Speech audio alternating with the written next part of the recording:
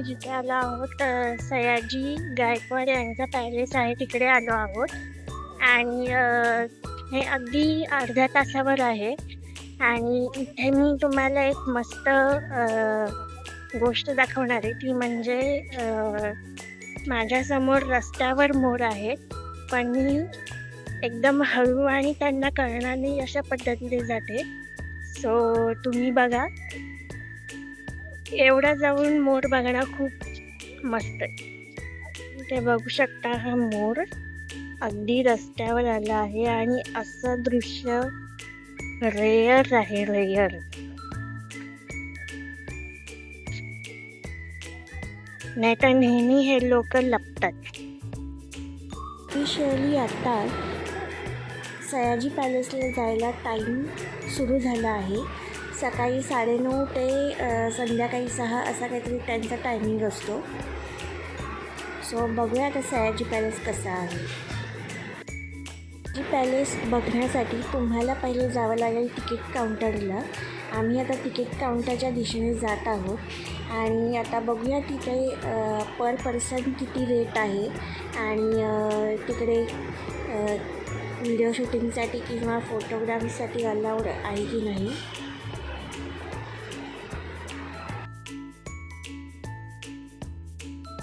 इथे तुम्ही या बोर्डवर बघू शकता पर पर्सन तिकीट पॅकेज वाईज किती आहे, कसं आहे.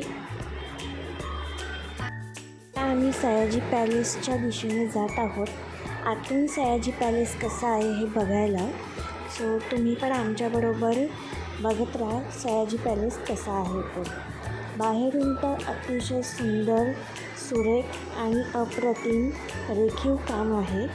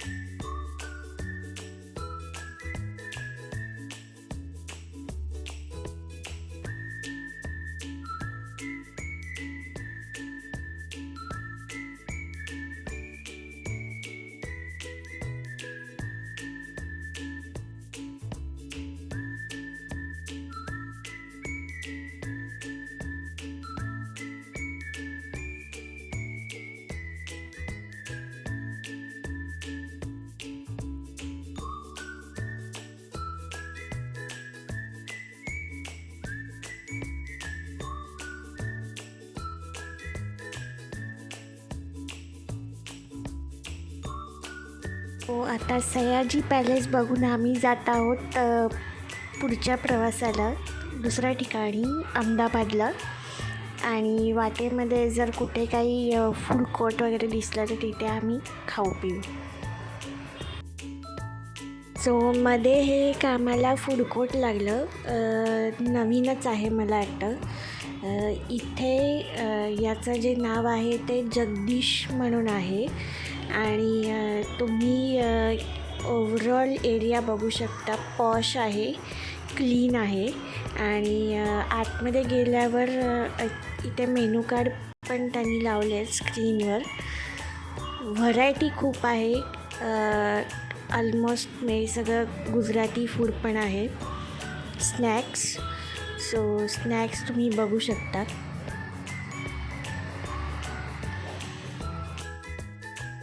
ओव्हरऑल हे फूड कोर्ट आतून पण खूप चांगलं आहे, पॉश आहे आणि बसायला पण खूप चांगली जागा आहे.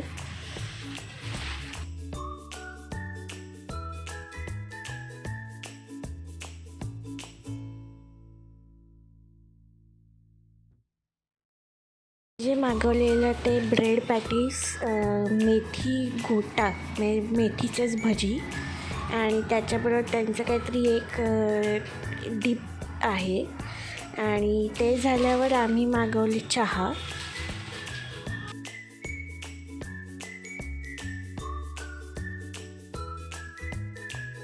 स्नॅक्समध्ये अजून पण एक व्हरायटी होती, ती म्हणजे फराळी कटलेट. ते थोडंसं गोड होतं पण टेस्ट खूप चांगली होती. सो आता आम्ही निघालो आहोत भरपेट नाश्ता करून अहमदाबादच्या दिशेने.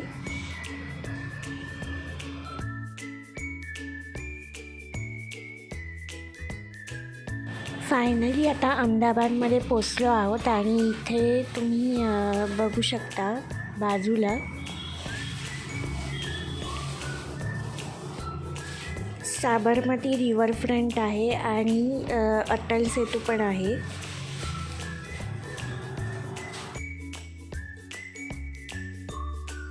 अहमदाबादला आम्ही ज्या हॉटेलमध्ये उतरलो ते आहे कनक बेकन आणि ते आहे उस्मानपुरा आश्रम रोड, पण वडज म्हणून गाव आहे तिकडे आहे. सो आता हॉटेलमध्ये आम्ही एंट्री करत आहोत, चेक इन करत आहोत. इकडचा हा जो एरिया आहे तो पण चांगला आहे आणि समोरच तिकडे कॅफेटेरिया आहे जिथे ब्रेकफास्ट, लंच, डिनर सगळं करू शकतो.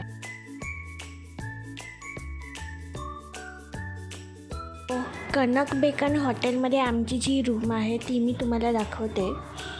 201 रूम नंबर होता आमचा आणि इथे लगेचच मिरर आहे आणि मिररला लागून एक कपड आहे ज्याच्यामध्ये आपण बॅग ठेवू शकतो. आणि इथे तुम्ही बघू शकता बाजूलाच इथे हा बेड आहे.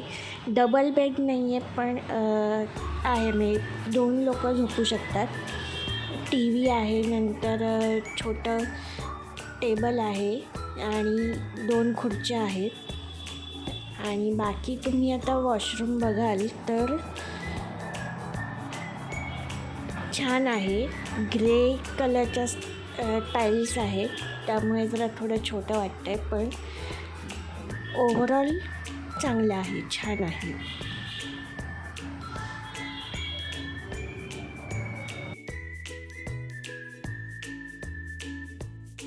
सो चला तर बघूया आता खिडकीच्या बाहेर काय व्ह्यू आहे.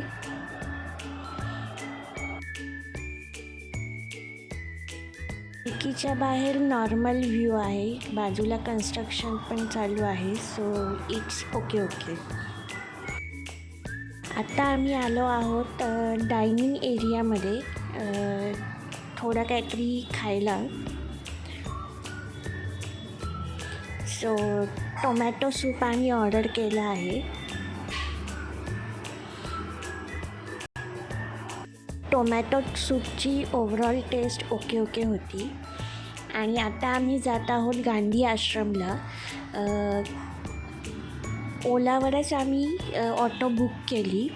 सो अराऊंड आमचे 70 to 80 झाले. गांधी आश्रमच्या इथे पोचलो आहोत आणि आता आतमध्ये जाऊन बघूया की आपल्याला अजून काय काय बघायला मिळतं, काय वेगळी माहिती मिळते ते सुद्धा बघूया आपण.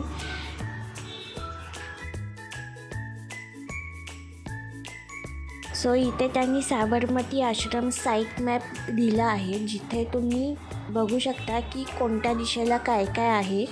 त्याप्रमाणे तुम्ही प्रॉपर गांधी आश्रमचा एक व्ह्यू बघू शकता टोटली.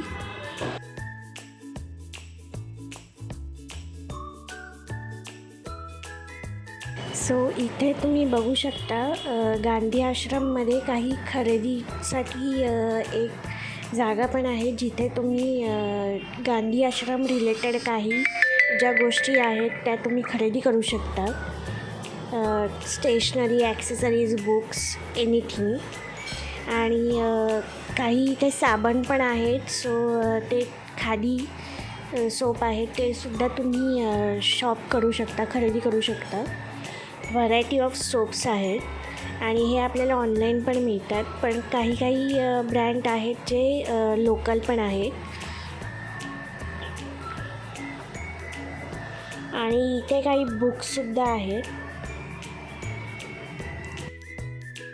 सो आता इथे जे आहे ते खादी खादीच्या कपड्यांचं शॉप आहे. एक धावती आम्ही नजर देणार आहोत. खादी कपडे सगळेच, रुमालापासून जॅकेटपासून पिशवीपासून सगळंच. सो आता इथे म्युझियम आहे आणि म्युझियममध्ये आता आपण जाऊन बघूया की काय काय आपल्याला म्युझियममध्ये माहिती मिळते. सो चला तुम्ही आता म्युझियममध्ये माझ्यासोबत काय काय वेगळी माहिती मिळते, गांधींच्या काळातली काही जी माहिती असलेली आणि न माहीत असलेली सुद्धा जी माहिती आहे ती आपण बघूया व्हिडिओच्या माध्यमाद्वारे.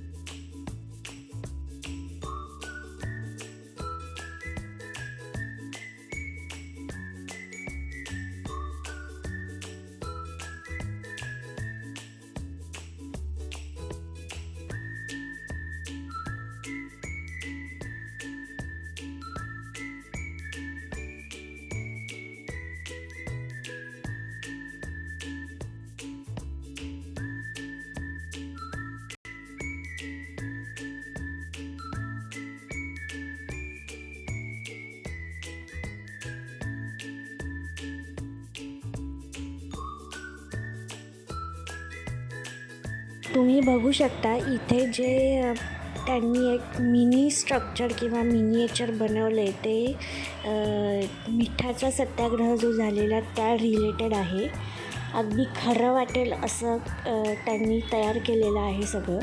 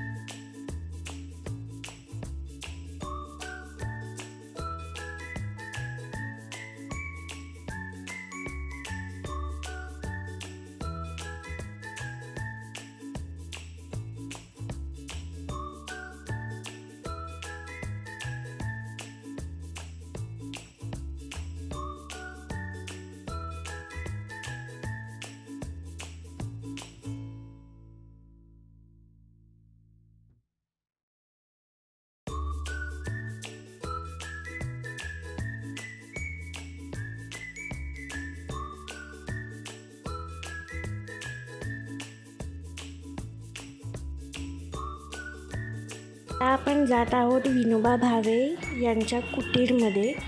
विनोबा भावे आणि मीराबाई यांच्या कुटीरमध्ये. अगदी छोटीशीच जागा आहे पण खूप काही सांगून जाते.